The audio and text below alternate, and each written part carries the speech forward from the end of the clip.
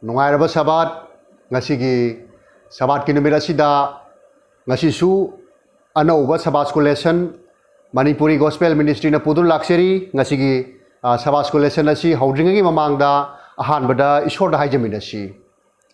Shadgamalem Prithvi tayong panba ikoi khuding mukpo sembiriba sargada laiba ipa ishor na koyam thagachari pana ki nungsi thaujar na sa khogi punsi tekta kaidana haukiba sayoldagi pungpham asi phawba kana amatagi mathakta khudong thiba thoktona ikoi khudingmak loina duna thambibagi hairingai tan thagachebani pungpham asida ikoi khudingmakna tagadoriba yengadoriba amsung ngangdoriba ikoi khudingmakka thawai asengmra loina biduna ngasigi afaba wapausing Sabbath school lesson nainagadoriba asida haubudagi loi phawba singbiu haiduna ni sutrabana sa ikoi paptagi handokpiraba Prabhu Jisu Christagi mingda nijabani chanbiduna sarga phambal phangal lokhotuna pinabiu amen ngasigi Sabbath school lesson asi ahum suba quarter ke tara mathoi suba Sabbath school lesson ni masida ngasigi topic asina hairiba sina sharing the story of Jesus haiba Jesu gi wari bu sharuk taminaba sharuk yaminaba Jesu gi wari bu aikoina atopada suliba natraga sharuk yaminaba haina hanba tare ngasigi Sabbath school lesson asigi memory text asi 1 John chapter 5 verse 13 da sumna iduna lay These things I have written to you who believe in the name of the Son of God that you may know that you have eternal life and that you may continue to believe in the name of the Son of God Masina hairibadi aikoina karigumbada Ishorgi macha nipa adugi maming da thajaba Nakhoi da lomba naidaba hingba lay haiba nakhoi na khanganaba ai na waram singa sing nakhoi da ire hai Ishorgi aphaba wapaus aduna kari haina Ishorgi maming asina Kristagi Ishorgi macha nupa adubu thajaba sing aduna lomba naidaba punsi phangbagi wari ado masida madugi thajabagi maramna aikhoida leptanasu matam pumnamaki oinasu thajaduna su laigadaba Ishorgi macha nupa adubu thajabagi maramna lomba naidaba punsi phangba ado leiba maramna aikoina thajaba sidasu lengdana thajaduna lomba naidana punsi du phangbagi maramna thajaduna leigani haibaneba maramaduna ngasigi Sabbath school lesson asida haibasi akoigi mamangi Sabbath school lesson da aikoina haikhre madudi kanagumana de aikoida sumaina haibalai karigidamakt nakoina Christian changliba no haidana argu tawba aikoida aikoida adom khanaba hoba question adom leiba Adubu karigidamakt Christian changliba no achumba adu karino haiba chaba thajaba do aina thajariba do mising adugi mathakta kanagumba khangdriba maruma pa oiba yai imai chai sinla oiba yai khangna chanabak oiba yai kana mata karisumai mata thokta oiba yai makhoi sing adugi mathakta aina Christian oriba nangna Christian orisi karigino na haiba wahang asi lakpa taragadi karamba wahaina isha ithanda ngak thok chananaba karamba wahaina achumba do Haigadaba, Lorena Achumba, Apaba Wapawado, Nungsibado Karaigi Lai Habado, Kang Nabagi Maram da Mio Mipum Kuding Makta Ikoina, Shaki do Pibagi Maram Daikuna in a crab. I don't see Sabbath school lesson, I see the high Sikari Noida. Kanago mean the Akogi Maram Sida the Karihainebo. I could get Tazabasiki Maram the Kanan and Abagi Mong, I could get doctrines the Kanan, Bagi Maram the Kanazo, Hangiroeva, Mariet Pagi Maramda. Karam Tazaribano, Karam Christian Chango, no Kahadana, Kadobi Christian Chango, Zikan Matam Doka Hadana, Maria Peggy Mongo and a Sangba, Karida Oribano, Achumba, Shikarino, Kari Oidorino Masina, Kari Pangadorino, Hibernation, Bagi Maram the Kari Shukanadaba. Madam Laikono Haigadabadi, Aikoi Ishana, Ishara Tokraba, personal testimony hai ishada thokraba punsi wari ase ishona kadai phawda ikoi loina bikrabano kadai phawda achumba to bikrabano kadai phawda aigi punsi da ngasi phawda khudong thiba tadu leramaba punsi do ngasi phawbagi orpa punsi da aphaba kayam to bikrabano haibagi punsi do mi singi mafam da sakhiye do piba ngamaba aduni personal ministry haibase ikoi no ji personal testimony haise ikoi na karigum matam da personal testimony si leraba Missing in Mapam the Isagi Punsida Tokraba Warising as a Libangam Laba, Kadai Power up a tabak to Wikrabano Hibasic Hangbangam Laba, Pibangam Laba, Achumbasing the Hibangam Laba, Matam Aduni, ꯑꯩꯈꯣꯏꯒꯤ ꯆꯞ ꯆꯥꯕ ꯏꯁꯣꯔꯅ ꯑꯩꯈꯣꯏꯕꯨ ꯂꯣꯏꯅ ꯕꯤꯕꯒꯤ ꯏꯁꯣꯔꯒꯤ ꯃꯔꯝꯗ ꯖꯤꯁꯨ ꯈ꯭ꯔꯤꯁꯇꯒꯤ ꯃꯄꯥꯜꯅ ꯇꯥꯏꯕꯪ ꯄꯥꯟꯕ ꯑꯁꯤꯗ ꯅꯨꯡꯁꯤꯕꯤꯕꯒꯤ ꯃꯔꯝꯅ ꯁꯤꯔꯝꯒꯗꯧꯔꯕ ꯑꯩꯈꯣꯏꯕꯨ ꯂꯣꯝꯕ ꯅꯥꯏꯗꯕ ꯄꯨꯟꯁꯤ ꯐꯪꯉꯦ ꯍꯥꯏꯕꯁꯦ ꯑꯩꯈꯣꯏꯅ ꯈꯪꯒꯗꯧꯔꯤꯕꯁꯦ ꯃꯔꯝ ꯑꯗꯨꯅ ꯑꯩꯈꯣꯏꯅ ꯍꯧꯖꯤꯛ ꯈꯪꯒꯗꯕꯗꯤ ꯃꯍꯥꯛꯀꯤ ꯊꯧꯖꯥꯜ ꯏꯁꯣꯔꯒꯤ ꯊꯧꯖꯥꯜ ꯑꯃꯁꯨꯡ ꯃꯍꯥꯛꯀꯤ ꯑꯗꯨꯒꯨꯝꯂꯕ ꯄꯨꯛꯅꯤꯡ ꯍꯨꯅꯤꯡꯉꯥꯏ ꯑꯣꯏꯔꯕ ꯃꯍꯥꯛꯀꯤ ꯅꯨꯡꯁꯤꯕꯗꯣ ꯑꯗꯨꯒꯤ ꯃꯄꯥꯜꯇꯅ ꯑꯩꯈꯣꯏꯁꯦ ꯁꯤꯔꯝꯒꯗꯕ ꯑꯩꯈꯣꯏꯁꯦ ꯂꯣꯝꯕ ꯅꯥꯏꯗꯕ ꯄꯨꯟꯁꯤ ꯍꯛꯆꯥꯡꯒꯤ ꯑꯣꯏꯅꯗꯤ ꯁꯤꯒꯗꯧꯔꯕ ꯑꯗꯨꯒ ꯂꯣꯏꯅ ꯍꯛꯆꯥꯡꯒꯤ ꯑꯣꯏꯅ ꯁꯤꯒꯗꯧꯕ ꯈꯛꯇ ꯅꯠꯇꯗꯨꯅ ꯊꯋꯥꯏꯒꯤ ꯑꯣꯏꯅꯁꯨ ꯁꯤꯒꯗꯧꯔꯕ ꯑꯅꯤꯃꯛ ꯁꯤꯒꯗꯧꯔꯕ ꯑꯩꯈꯣꯏꯁꯦ ꯍꯛꯆꯥꯡꯒꯤ ꯑꯣꯏꯅ ꯑꯩꯈꯣꯏꯗ ꯏꯁꯣꯔꯕꯨ ꯊꯥꯖꯕꯒꯤ ꯃꯇꯨꯡ ꯏꯟꯅ ꯈ꯭ꯔꯤꯁꯇꯕꯨ ꯑꯩꯈꯣꯏꯅ ꯊꯥꯖꯔꯕꯗꯤ ꯂꯧꯁꯤꯟꯖꯔꯕꯗꯤ ꯊꯋꯥꯏꯒꯤ ꯑꯣꯏꯅ ꯂꯣꯝꯕ ꯅꯥꯏꯗꯕ ꯄꯨꯟꯁꯤꯗꯨ ꯐꯪꯉꯤ ꯍꯥꯏꯕꯁꯦ ꯀꯔꯤꯗꯒꯤ ꯏꯁꯣꯔꯒꯤ ꯅꯨꯡꯁꯤꯕ ꯑꯃꯁꯨꯡ ꯃꯍꯥꯛꯀꯤ ꯊꯧꯖꯥꯜ ꯃꯍꯥꯛꯀꯤ ꯄꯨꯛꯅꯤꯡ ꯍꯨꯅꯤꯡꯉꯥꯏ ꯑꯣꯏꯔꯕ ꯅꯨꯡꯁꯤꯕ ꯑꯗꯨꯒꯤ ꯃꯔꯝꯅ ꯑꯩꯈꯣꯏꯅ ꯈꯨꯗꯤꯡꯃꯛꯁꯤꯡꯁꯤ ꯐꯪꯖꯕꯅꯦꯕ ꯃꯔꯝꯅ ꯑꯩꯈꯣꯏꯅ ꯍꯧꯖꯤꯛ ꯁꯟꯗꯦꯒꯤ ꯄꯔꯥꯗ ꯆꯠꯂꯁꯤ Jesus the basis of our testimony hai Jisuda ꯑꯩꯈꯣꯏꯅ ꯖꯤꯁꯨꯒꯤ ꯃꯔꯝꯗꯒꯤ ꯍꯧꯔꯒ ꯑꯩꯈꯣꯏꯒꯤ ꯁꯥꯈꯤ ꯑꯁꯦ ꯄꯤꯕ ꯍꯧꯒꯅꯤ ꯍꯥꯏ ꯀꯔꯝꯕꯗꯒꯤ Jesus the basis of our testimony hai ꯖꯤꯁꯨꯗ ꯌꯨꯝꯐꯝ ꯑꯣꯏꯔꯒ ꯈ꯭ꯔꯤꯁꯇ ꯖꯤꯁꯨꯗ ꯑꯩꯈꯣꯏꯒꯤ ꯊꯥꯖꯕꯁꯤꯡ ꯑꯁꯦ ꯃꯉꯣꯟꯗ ꯌꯨꯝꯐꯝ ꯑꯣꯏꯔꯒ ꯃꯉꯣꯟꯗꯒꯤ ꯍꯧꯔꯒ ꯑꯩꯈꯣꯏꯒꯤ ꯁꯥꯈꯤ ꯑꯁꯦ ꯄꯤꯒꯗꯧꯕꯅꯦꯕ ꯑꯗꯨꯗ ꯀꯗꯥꯏꯗꯒꯤ ꯍꯧꯔꯤꯕꯅꯣꯗ Ephesians chapter 2 verses 1 to 10 gi manungda aikoina paaba matamda masida aikoina para aikoina masu tamba yaba sharuk ani phange aikoina ahanba sharuk ta karino haida ahanba sharuk ta phangi sina Ephesians chapter 2 gi 1 to 3 aduga ani suba sharuk asina karaida phange haibada Ephesians chapter 2 asimaki verse 4 dagi 10 phawi manungda Ephesians chapter 2 gi ꯑꯩꯈꯣꯏꯒꯤ 1 3 ꯐꯥꯎꯒꯤ ꯃꯅꯨꯡꯗ ꯍꯥꯏꯔꯤꯁꯤꯅ ꯀꯔꯤꯅꯣꯗ ꯑꯩꯈꯣꯏ ꯑꯁꯦ ꯄꯥꯞꯇ ꯂꯩꯔꯨꯕ ꯃꯔꯝꯅ ꯄꯥꯞ ꯑꯣꯏꯕ ꯃꯔꯝꯅ ꯑꯩꯈꯣꯏꯁꯦ ꯁꯤꯔꯕꯅꯦꯕ ꯑꯩꯈꯣꯏꯁꯦ ꯄꯥꯞꯇ ꯁꯤꯈ꯭ꯔꯕꯅꯦꯕ ꯑꯗꯨꯕꯨ ꯈ꯭ꯔꯤꯁꯇꯒꯤ ꯃꯄꯥꯜꯅ ꯑꯩꯈꯣꯏꯁꯦ ꯑꯃꯨꯛ ꯍꯤꯡꯒꯠꯍꯟꯕꯤꯕꯅꯦꯕ ꯀꯔꯤꯒꯤ ꯈ꯭ꯔꯤꯁꯇꯒꯤ ꯃꯄꯥꯜꯅ ꯑꯩꯈꯣꯏꯁꯦ ꯀꯩꯗꯧꯕ ꯊꯥꯖꯕꯗꯨꯒꯤ ꯃꯄꯥꯜꯅ ꯑꯩꯈꯣꯏꯁꯦ ꯁꯤꯒꯗꯧꯔꯕ ꯄꯥꯞꯇ ꯁꯤꯔꯨꯔꯕ ꯑꯩꯈꯣꯏꯁꯦ ꯑꯩꯈꯣꯏꯒꯤ ꯊꯥꯖꯕꯒꯤ ꯃꯄꯥꯜꯅ ꯑꯃꯨꯛ ꯍꯟꯅ ꯑꯣꯟꯊꯣꯛꯄꯤꯗꯨꯅ ꯑꯩꯈꯣꯏꯁꯦ ꯍꯤꯡꯒꯠꯍꯟꯕꯤꯔꯦꯕ ꯊꯥꯖꯕꯒꯤ ꯃꯄꯥꯜꯅ ꯑꯩꯈꯣꯏꯁꯦ ꯍꯤꯡꯒꯠꯍꯟꯕꯤꯔꯦꯕ ꯀꯔꯤꯒꯤ ꯈ꯭ꯔꯤꯁꯇꯒꯤ ꯃꯄꯥꯜꯅ ꯑꯩꯈꯣꯏꯁꯦ ꯁꯤꯔꯨꯔꯕ ꯄꯥꯞꯀꯤ ꯑꯣꯏꯅ ꯁꯤꯔꯨꯔꯕ ꯑꯩꯈꯣꯏꯁꯦ ꯊꯥꯖꯕꯗꯒꯤ ꯍꯤꯡꯒꯠꯍꯟꯕꯤꯗꯧꯔꯦꯕ ꯍꯤꯡꯒꯠꯍꯟꯕꯤꯔꯦ ꯑꯗꯨ ꯀꯔꯤꯒꯤ ꯃꯄꯥꯜꯅꯅꯣ ꯍꯥꯏꯕꯗ ꯈ꯭ꯔꯤꯁꯇꯗ ꯑꯩꯈꯣꯏꯅ ꯈꯨꯗꯤꯡꯃꯛꯁꯤꯡ ꯇꯧꯖꯈꯤꯕ ꯏꯄꯥꯞ ꯏꯔꯥꯜꯁꯤꯡ ꯑꯁꯦ ꯍꯥꯏꯗꯣꯛꯆꯕꯒ ꯂꯣꯏꯅꯅ ꯃꯉꯣꯟꯗ ꯆꯪꯖꯕ ꯃꯇꯝꯗ ꯑꯩꯈꯣꯏꯒꯤ ꯄꯨꯟꯁꯤ ꯑꯁꯦ ꯄꯥꯞꯇ ꯂꯩꯕ ꯑꯁꯤ ꯁꯤꯒꯗꯧꯔꯕ ꯑꯩꯈꯣꯏꯒꯤ ꯄꯨꯟꯁꯤꯁꯦ ꯑꯃꯨꯛ ꯍꯟꯅ ꯈ꯭ꯔꯤꯁꯇꯗ ꯍꯤꯡꯒꯠꯍꯟꯕꯤꯔꯦ ꯍꯥꯏꯕꯅꯤ ꯑꯍꯥꯟꯕꯒꯤ ꯑꯩꯈꯣꯏꯒꯤ Ephesians chapter 2 gi 1 to 3 sida hairisina aduga anishuba portion asina karma haina amuk sida Ephesians chapter 2 gi verse 4 dagina 2 gi verse 4 dagina 10 boki manung harisina kaino da aikoina hingliba si aikoina hingjaba phangiba si kaino da aikoina Christabu thajadura lawsinjaba thajaba subnagi thajaba haibo hai adu khaktagi mapalna aikoise hingba ado aikoina phangjabaneba थाजबगी मपान अखोने हिंगबदु फंगजै कनाबु ख्रिस्तबु थाजबगी मपान हिंगबदु फंगजै मसी करिनो ईश्वरना अखोइदा पीबीबा खुदोलने ईश्वरना अखोइदा पीबीरिबा खुदोल असि करिनो मतम पुमनमकी ओइना लोंबा नाइदबा पुंसी फंगबा हाइबा ईश्वरगी खुदोल अद अखोइदा पीबीबा करिगी मपाना ख्रिस्तबु थाजरुबा खक्की मपाना ख्रिस्तबु थाजरुबा अमसु अहानबदा अखोइगी लेरंबा फटबा अमसु अरि भागसांग असे ख्रिस्तगा लोरना सेमिनखरबा अदुगी मतुंगदा अनौबा आशा अमा ख्रिस्त थाजबगी मपालना ख्रिस्तबु थाजरुबगी मरमना ईश्वरना अखोइदा अनौबा खुदोल अमा खक्तंग पीए माना पीबीरिबा खुदोल असि कइनो थौजालगी मपालना नुंगसिबिबगी मरमना अखोइदा पीबीरिबा खुदोल असि कइनो लोंबा नाइदबा पुंसी फंगबा हाइबा अदुगुमला पुंसी मखोइदा पीबीबा मसी करिगी मपाननो हाइबदा अखोइदा तौजरुबगी थबकी मपालना फंगदबा नते मसे अखोइदा फंगजरुबा अखोइदा तौजरुबगी मपान नते मसे माकी थौजालगी मपान फकोइ फंगजगदोरिबा अखोइना ख्रिस्टना तौ हाइबा थबक खुदिमा ईश्वरगी वाइ लथंग खुदिमा बाइबलना शास्त्रना हाइबा खुदिमा अखोइना तौ हाइदना इलंबसिंग अदो अदुगी मपान अखोइना तौबगदबा अइना फंगजबा अफबा तौबगी मपालना अखोगी अफब तौजबकी मपाल अफब फॉल फंगमनी हाइबा अदु नते सुपनगी थाजबगी मपालना करिसु क्वालिफाई ओइद्रबा करिसु ममल लौखतनिंगाई ममिंग करिसु लेत्रबा अखोइसे पाप आइबसिदा लैरुरबा अखोइसे सुपनतंग ख्रिस्तबु थाजबगी मपालना अखोइदा ईश्वरना थौजाल अदो नुंसिबिबगा लोरेना अखोइदा पीबिरे अनु थौजाल अदो गी मरमना नुंसिबगी मरमना अखोइदा थाजबगी मरमना अखोइदा ईश्वरना खुदोल अमा सुपीबिरे लोंबा नाइदबा पुंसी करिना हक्सांगी ओइना सिरुरगदबा हक्सांगी ओइना देखो सिरगनी लोरेना ꯊꯋꯥꯏꯒꯤ ꯑꯣꯏꯅꯗꯤ ꯂꯣꯝꯕ ꯅꯥꯏꯗꯕ ꯄꯨꯟꯁꯤ ꯐꯪꯒꯗꯕ ꯂꯝꯕꯤ ꯑꯃ ꯑꯩꯈꯣꯏꯗ ꯏꯁꯣꯔꯅ ꯄꯤꯕꯤꯕ ꯈꯨꯗꯣꯜ ꯑꯃ ꯂꯩꯔꯦ ꯀꯔꯤꯒꯤ ꯃꯄꯥꯜꯅ ꯈ꯭ꯔꯤꯁꯇꯕꯨ ꯊꯥꯖꯔꯨꯕꯒꯤ ꯃꯄꯥꯜꯅ ꯃꯁꯤꯅ ꯑꯩꯈꯣꯏꯅ ꯏꯐꯤꯁꯤꯌꯥ ꯆꯦꯞꯇꯔ 2ꯒꯤ ꯚꯔꯁ 1ꯗꯒꯤꯅ 10 ꯐꯥꯎꯒꯤ ꯃꯅꯨꯡꯗ ꯑꯩꯈꯣꯏꯅ ꯁꯟꯗꯦꯒꯤ ꯄꯔꯥꯗ ꯖꯤꯁꯨꯗ ꯌꯨꯝꯐꯝ ꯑꯣꯏꯔꯒ ꯑꯩꯈꯣꯏꯅ ꯀꯔꯝꯅ ꯑꯩꯈꯣꯏꯒꯤ ꯄꯨꯟꯁꯤ ꯑꯁꯦ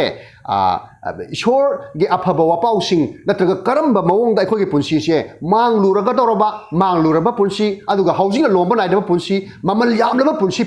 ꯐꯪꯂꯛꯀꯗꯧꯔꯤꯕꯅꯣ ꯑꯃꯁꯨꯡ ꯐꯪꯒꯗꯕ ꯂꯝꯕꯤ ꯑꯁꯤ ꯑꯣꯏꯔꯤꯕꯅꯣ ꯍꯥꯏꯕꯁꯦ ꯑꯩꯈꯣꯏꯅ ꯍꯥꯏꯔꯤꯕ ꯄꯔꯥꯁꯤꯗꯒꯤ ꯐꯪꯏ ꯏꯁꯣꯔꯒꯤ ꯅꯨꯡꯁꯤꯕꯒꯤ ꯃꯄꯥꯜꯅ ꯃꯥꯒꯤ ꯊꯧꯖꯥꯜ ꯑꯗꯨꯅ ꯏꯁꯣꯔꯕꯨ ꯑꯩꯈꯣꯏꯅ ꯈ꯭ꯔꯤꯁꯇꯕꯨ ꯊꯥꯖꯔꯨꯕꯒꯤ ꯃꯄꯥꯜ ꯑꯗꯨ ꯄꯤꯔꯛꯄꯅꯤ ꯃꯔꯝ ꯑꯗꯨꯅ ꯃꯥꯒꯤ ꯊꯧꯖꯥꯜ ꯑꯗꯨꯅ ꯃꯥꯒꯤ ꯈꯨꯗꯣꯜ ꯑꯗꯨꯅ ꯂꯣꯝꯕ ꯅꯥꯏꯗꯕ ꯄꯨꯟꯁꯤ ꯐꯪꯕꯅꯤ ꯃꯁꯤꯗ ꯑꯩꯈꯣꯏꯅ ꯑꯃꯨꯛ ꯔꯣꯃꯥꯟ ꯆꯦꯞꯇꯔ 3ꯒꯤ ꯚꯔꯁ 28 ꯑꯃꯨꯛ ꯍꯥꯏꯔꯤꯁꯤ ꯃꯁꯤꯗ ꯑꯩꯈꯣꯏꯅ ꯈꯪꯉꯤꯁꯤ ꯑꯩꯈꯣꯏꯅ ꯈ꯭ꯔꯤꯁꯇꯤꯌꯥꯟ ꯑꯃ ꯑꯣꯏꯅ ꯆꯨꯝꯅ ꯇꯪꯒꯤ ꯈ꯭ꯔꯤꯁꯇꯤꯌꯥꯟ ꯑꯃ ꯑꯣꯏ ꯍꯥꯏꯗꯨꯅ ꯆꯞ ꯆꯥꯕ ꯇꯧꯐꯝ ꯊꯣꯛꯄ ꯊꯕꯛ ꯑꯁꯤ ꯕꯥꯏꯕꯜꯅ ꯁꯥꯁꯇ꯭ꯔꯅ ꯍꯥꯏꯕꯒꯤ ꯃꯇꯨꯡ ꯏꯟꯅ ꯑꯗꯨꯝ ꯇꯧꯔꯕ ꯑꯗꯨꯒ ꯊꯥꯖꯕꯗꯨꯗꯤ ꯅꯠꯇꯕ ꯊꯥꯖꯕꯁꯤꯁꯨ ꯑꯣꯏꯔꯕ ꯊꯧꯖꯥꯜ ꯑꯗꯨ ꯐꯪꯗ꯭ꯔꯕ ꯃꯔꯝꯗꯤ ꯃꯁꯤꯗ ꯍꯥꯏꯔꯤꯁꯤ ꯀꯔꯤꯅꯣꯗ ꯑꯩꯈꯣꯏꯅ ꯇꯧꯖꯕ ꯊꯕꯛꯀꯤ ꯃꯇꯨꯡ ꯏꯟꯅ ꯈ꯭ꯔꯤꯁꯇꯤꯌꯥꯟ ꯑꯃꯅ ꯑꯩꯈꯣꯏꯅ ꯇꯧꯖꯔꯨꯕꯒꯤ ꯊꯕꯛꯀꯤ ꯃꯇꯨꯡ ꯏꯟꯅ ꯑꯩꯈꯣꯏꯅ ꯂꯣꯝꯕ ꯅꯥꯏꯗꯕ ꯄꯨꯟꯁꯤ ꯊꯧꯖꯥꯜ ꯑꯗꯨ ꯐꯪꯒꯗꯕ ꯅꯠꯇꯦ ꯑꯗꯨꯒ ꯑꯩꯈꯣꯏꯅ ꯈ꯭ꯔꯤꯁꯇꯕꯨ ꯊꯥꯖꯔꯨꯕ ꯑꯃꯁꯨꯡ ꯍꯥꯏꯕ ꯏꯜꯂꯨꯔꯕ ꯃꯍꯥꯛꯅ ꯍꯥꯏꯕꯁꯤꯡ ꯑꯗꯣ ꯑꯩꯈꯣꯏꯗ ꯏꯜꯂꯕ ꯏꯁꯣꯔꯒꯤ ꯅꯨꯡꯁꯤꯕꯗோ ꯑꯩꯈꯣꯏ ꯑꯃꯇꯪꯗ ꯐꯪꯒꯅꯦꯕ ꯑꯩꯈꯣꯏꯗ ꯍꯥꯏꯕ ꯏꯟꯕ ꯍꯥꯏꯕ ꯑꯃ ꯂꯩꯌꯦꯕ ꯀꯤꯅ ꯅꯠꯇ꯭ꯔꯒꯅ ꯇꯧꯕꯗ ꯑꯩꯈꯣꯏꯅ ꯃꯁꯤꯗ ꯃꯥꯅ ꯎꯗ꯭ꯔꯤꯉꯩꯗ ꯏꯁꯣꯔꯅ ꯎꯗ꯭ꯔꯤꯉꯩꯗ ꯅꯠꯇ꯭ꯔꯒ ꯑꯩꯅ ꯇꯧꯔꯤꯁꯤ ꯃꯤ ꯀꯅꯥꯁꯨ ꯈꯪꯗꯦ ꯍꯥꯏꯅ ꯇꯧꯕ ꯅꯠꯇꯕ ꯑꯗꯨꯒꯤ ꯃꯇꯝꯗ ꯊꯧꯖꯥꯜ ꯑꯗꯨ ꯐꯪꯒꯗꯕ ꯅꯠꯇꯦ ꯑꯩꯅ ꯇꯧꯖꯔꯨꯕꯒꯤ ꯃꯇꯨꯡ ꯏꯟꯅ ꯐꯠꯇꯕ ꯇꯧꯔꯒ ꯐꯠꯇꯕ ꯐꯪꯅꯤ ꯑꯐꯕ ꯇꯧꯔꯒ ꯑꯐꯕ ꯐꯪꯅꯤ ꯍꯥꯏꯕꯒꯤ ꯐꯣꯜ ꯃꯁꯤꯗ ꯂꯩꯇꯦ ꯄꯨꯝꯅꯃꯛ ꯐꯕ ꯅꯠꯇ꯭ꯔꯒ ꯐꯠꯇꯕ ꯍꯥꯏꯕ ꯂꯩꯇꯦ ꯄꯥꯞ ꯇꯥꯕ ꯃꯇꯝꯗ ꯆꯞ ꯃꯥꯟꯅꯩ ꯄꯥꯞꯀꯤ ꯃꯤꯠꯌꯦꯡꯗ ꯑꯩꯈꯣꯏ ꯐꯠꯇꯕ ꯉꯥꯛꯇꯅꯤ ꯃꯔꯝ ꯑꯗꯨꯅ ꯑꯩꯈꯣꯏꯁꯦ ꯊꯧꯖꯥꯜ ꯍꯥꯏꯕꯒꯤ ꯃꯄꯥꯜ ꯑꯗꯨ ꯈꯛꯇꯗ ꯑꯩꯈꯣꯏꯁꯦ ꯊꯧꯖꯥꯜꯒꯤ ꯃꯤꯠꯌꯦꯡꯗ ꯑꯩꯈꯣꯏꯁꯤ ꯂꯣꯝꯕ ꯅꯥꯏꯗꯕ ꯄꯨꯟꯁꯤ ꯐꯪꯕꯅꯤ ꯃꯁꯤꯗ ꯑꯩꯈꯣꯏꯅ ꯇꯧꯖꯔꯨꯕꯒꯤ ꯃꯇꯨꯡ ꯏꯟꯅ ꯐꯪꯒꯗꯕ ꯅꯠꯇꯦ ꯍꯥꯏꯕꯁꯦ ꯃꯁꯤ ꯔꯣꯃꯥꯟꯁ 9:3ꯒꯤ ꯋꯥꯍꯩ ꯄꯔꯦꯡ 19 ꯑꯩꯈꯣꯏꯅ ꯐꯪꯕ ꯉꯝꯃꯦꯕ ꯂꯣꯏꯅꯅ ꯑꯃꯨꯛꯀꯁꯨ ꯑꯩꯈꯣꯏꯅ ꯃꯊꯪꯒꯤ ꯃꯟꯗꯦꯒꯤ ꯄꯔꯥꯗ ꯑꯩꯈꯣꯏꯅ ꯆꯠꯂꯕꯗ The transformative power of personal testimony haibati masida aikoina karamna ishorgi kristagi maramda aikoina isara thokraba punsi wari ase liraba matamda karamba mawongda akanba saktam ama misingi mafamda ama puthorkadorba yamna akanba power ama aikoida shakti maglorena awonba ama aikoida lakadoriba aikoida wari singsi liba matamda haibase ngasigi mande parasida aikoina phangba ngame masida haibase masida sons of Zebedee haiba amasung Peter John amasung James haiba maki manai ani lere maki sebok ani yaurame maki sebok tarani thoisiki manungda hairiba John amasung James asi yamna sauganbagi maramna Kristana mangoida makoi ani sidaida Zebedee gi machanupa ani sida moi ani da mamingthol ama piba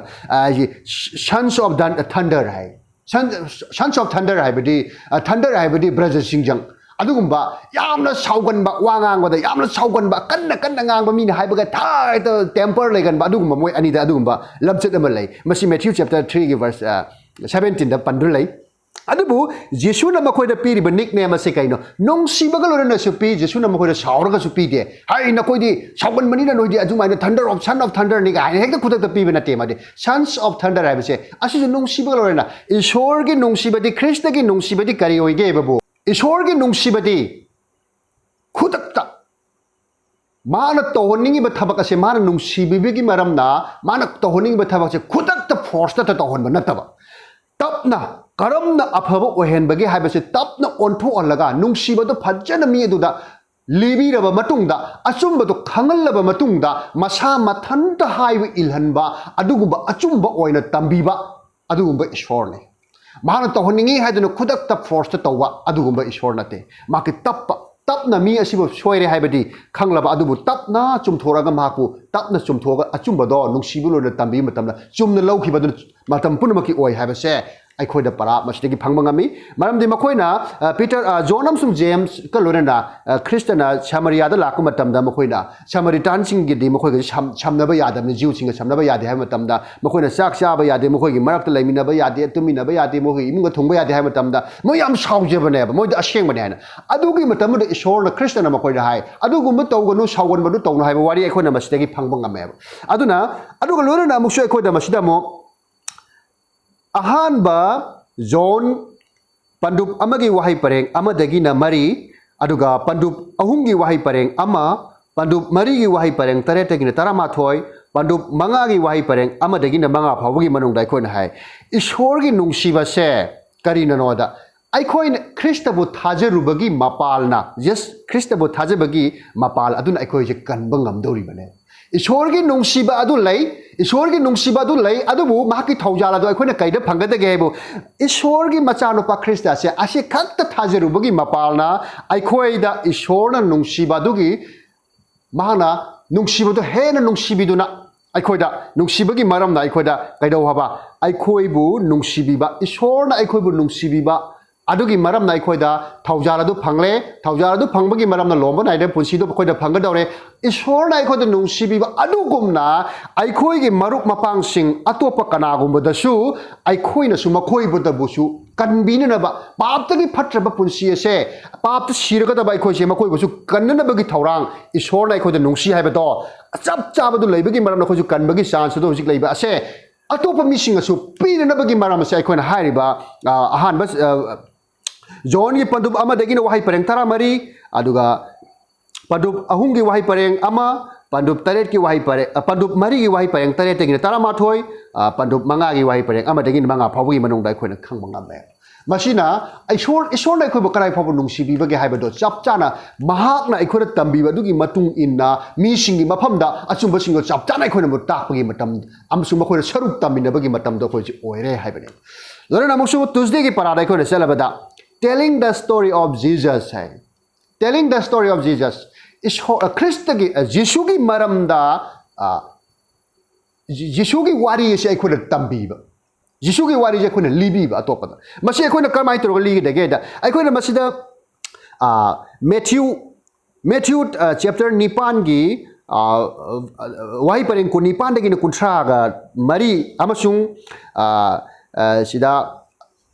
Mark chapter 5 gi wahi pareng 19 dagi na kun phawbagi manungda aikoina masida phangi masida portion wahi wari ani aikoina phangi masida ahan bagi Matthew chapter 8 verse 28 dagi na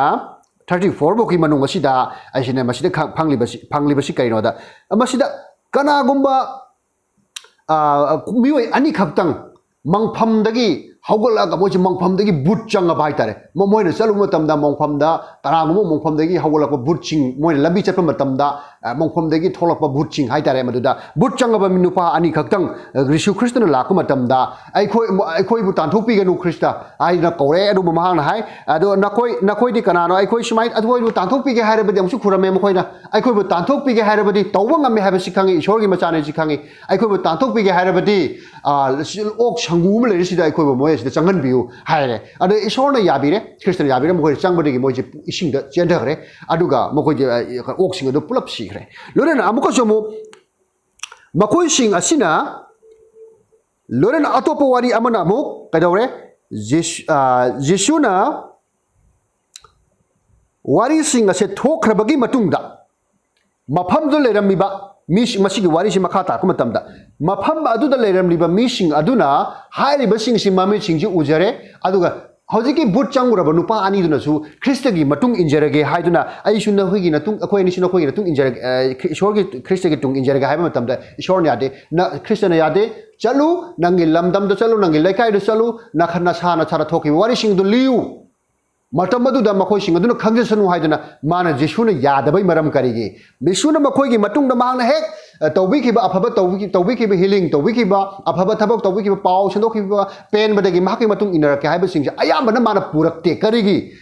makoi sing aduna lehauraga masa ge lam sing aduda wari do lijaba matamda angakpa tawba sing ado liba matamda masina evangelism ama isorga afaba paw sing ase makoi rasu ilailana kanaguma Krista haiba asina ꯑꯩꯈꯣꯏꯗ ꯂꯥꯛꯇꯅ Christ ꯑꯁꯤ ꯀꯅꯥꯅꯣ ꯑꯣ ꯏꯁꯣꯔꯒꯤ ꯃꯆꯥꯅꯤ ꯐꯠꯇꯕ ꯇꯧꯕꯁꯤꯡꯒꯤꯗꯃꯛꯇ ꯄꯥꯄ ꯇꯥꯔꯕ ꯑꯩꯈꯣꯏꯒꯤꯗꯃꯛꯇ ꯃꯍꯥꯛꯅ ꯂꯥꯛꯇꯨꯅ ꯑꯁꯤꯒꯨꯝꯕ ꯁꯛꯇꯤ ꯂꯩꯔꯕ ꯑꯉꯛꯄꯁꯤꯡꯗ ꯇꯧꯕꯤ ꯑꯩ ꯏꯁꯥꯃꯛꯇ ꯊꯣꯛꯏꯕꯅꯤ ꯍꯥꯏ ꯃꯉꯣꯟꯗ ꯊꯣꯛꯏꯕꯅꯤ ꯍꯥꯏꯅ ꯃꯃꯤꯡ ꯎꯕꯁꯤꯡ ꯅꯠꯇ꯭ꯔꯒ ꯃꯁꯥꯃꯛꯇ ꯊꯣꯛꯄꯒꯤ ꯋꯥꯔꯤꯁꯦ ꯂꯤꯕꯒꯤ ꯃꯑꯣꯡ ꯑꯁꯦ ꯃꯁꯤꯗꯒꯤ ꯍꯧꯔꯒ ꯏꯁꯣꯔ ꯈ꯭ꯔꯤꯁꯇꯒꯤ ꯃꯔꯝꯗ ꯖꯤꯁꯨꯒꯤ ꯃꯔꯝꯗ ꯑꯩꯈꯣꯏꯅ ꯋꯥꯔꯤ ꯂꯤꯕ ꯃꯇꯝꯗ ꯁꯥꯈꯤ ꯑꯣꯏꯕ ꯍꯥꯏꯕ ꯋꯥꯔꯤꯁꯦ ꯑꯣꯏꯅꯕꯒꯤ ꯃꯔꯝꯅ ꯃꯇꯝ ꯑꯗꯨꯗ ꯈ꯭ꯔꯤꯁꯇꯅ ꯃꯈꯣꯏꯁꯤꯡ ꯑꯗꯨꯕꯨ ꯊꯥꯗꯣꯛꯑꯝꯃꯤ ꯆꯠꯂꯨ ꯍꯥꯏꯗꯨꯅ ꯃꯥꯒꯤ ꯃꯇꯨꯡ ꯏꯟꯅ ꯍꯜꯂꯛꯈꯤꯗꯦ ꯑꯗꯨꯒ ꯂꯣꯏꯅꯅ ꯑꯃꯨꯛꯁꯨ ꯑꯩꯈꯣꯏꯅ ꯑꯃꯨꯛ ꯋꯦꯅꯁꯗꯦꯒꯤ ꯄꯔꯥꯗ ꯑꯩꯈꯣꯏꯅ ꯆꯠꯂꯕꯗ testifying with assurance haibani haibadi aikoida tawriba chumthok halliba aikoida hena chumthok halliba aduga aikoida changyeng tawna aikoida chumtholiba aduga kari oiba pandam ama aikoida phanggadoriba testifying with assurance aikoida hena chumthokhanna amasung aikoida hena changyeng tawbaga lona aikoida hena phangkadaba lambisi kainoibu aikoida assurance amadi piri phangbam topa aikoida phanggadaba amadi piri madu karino thajabagi mapal aikoida henba khudong thiba chu tarakpa yai hena aikoida mai ikpagumna thang sabam matamna mai ege hena mathau lau matamna hena mai ikpagumna aikoida akan ba temptation lakpa yai madu aikoida testify toriba aikoida changyeng toriba ne aikoida madu hena afaba toriba ne adumaina tor matung dagi kari phanggadage ba adumaina changyeng toriba misak adu kari phanggadage bu maonda su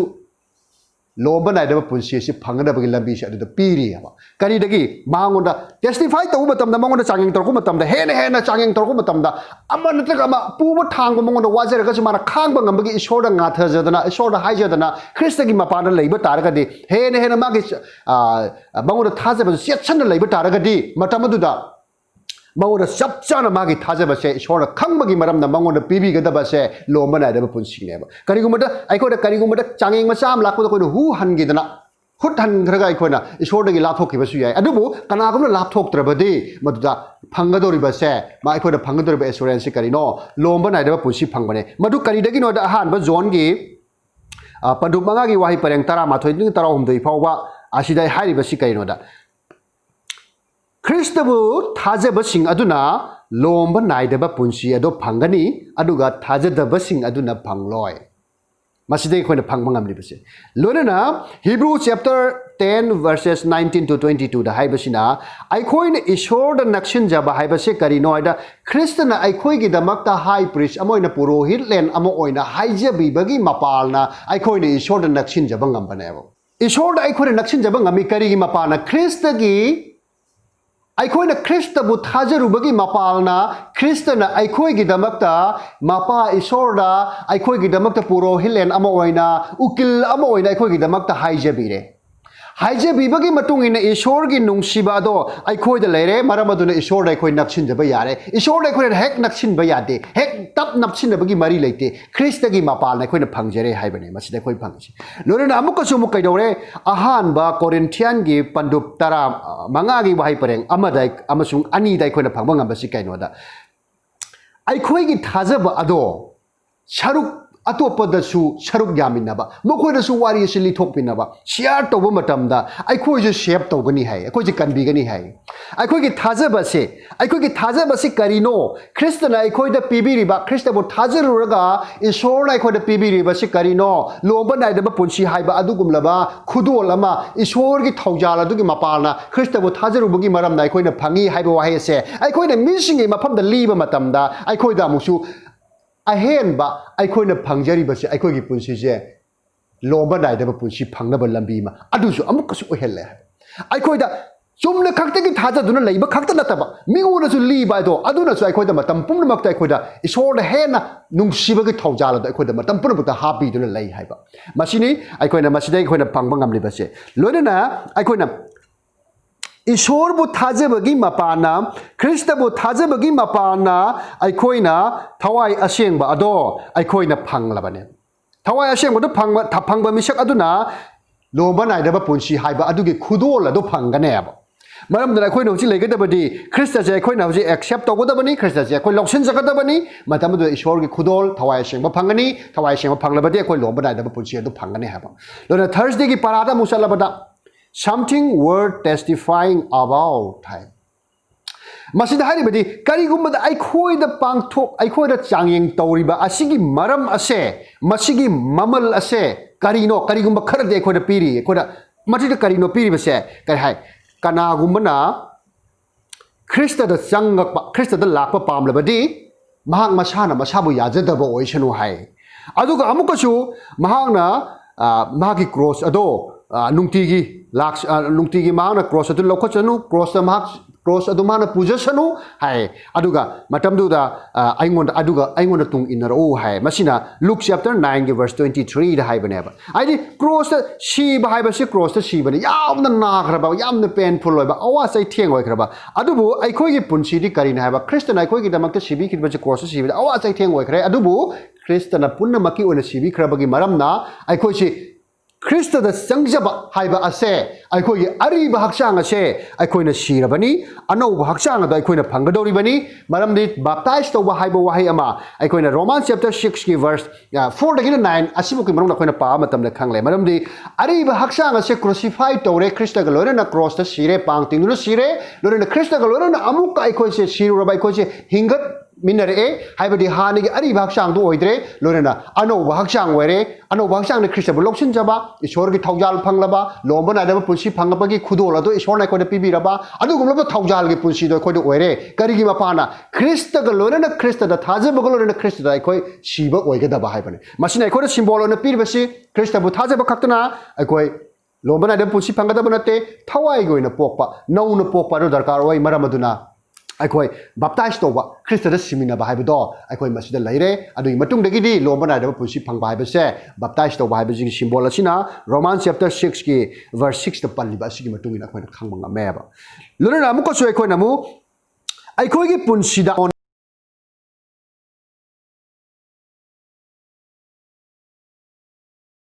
ba John gi padup amagi wahai pareng tarani thoi da haibo gi matung ina Padu amagi wahai pareng tarani thoda haibe matungina tawgi musung ibungo bu lausilaba makhaida haibadi ibungo gi mingda thajaba makhoi aduda ishor gi masasing oirak nanaba ibungo na matik pibire hai ishor bu thajaba Christa bu thajaba sing ase ishor gi masa oinaba amusu masa ibungo jesu Christa na aikoi thajara iba mabu thajari ba misak sing ase ishor gi masa oinaba gi damakta pangal adu pibire hai aduga amuko sumu aikoi na mathang da musu John 10 gi pandup taragi wahai pareng Hoji patok ibasi John pandup amagi wahai pareng tarani thoi da hai baneba tawgu musung ibungo bu loksilaba makhoi da hai badi aikoi gi mingda thajaba makhoi aduda ishor gi masa sing oiraknaba ibungo na matik pibire hai banem ishor gi damak ta masa oirina bagi damak ta Jesu Christa bu thajarabadi ishor gi masa oirina bagi damak matik akoi da pibire hai bani ishor gi masa orde akoi shiba nairoi daba ishor gi nungsi makha da laira doba du mu oire hai bani lorena amuko somu John taragi wahai pareng tarada amuk John taragi wahai pareng tarada amuk kari hai bage hai bada huran ba aduna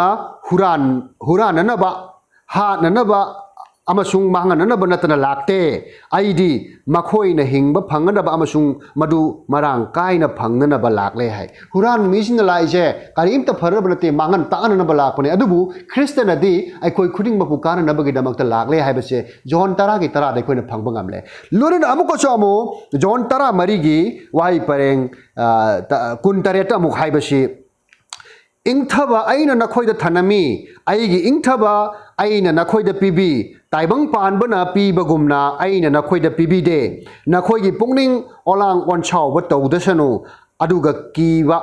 oidasanu hai tayong panbagi pibi riba oiningba atopa thajaba atopa ishor phangnaba lambi atopa gi ama oiba yai adubu Christana aikoi da pibi riba asugumba ishor phangbagi lambi asidi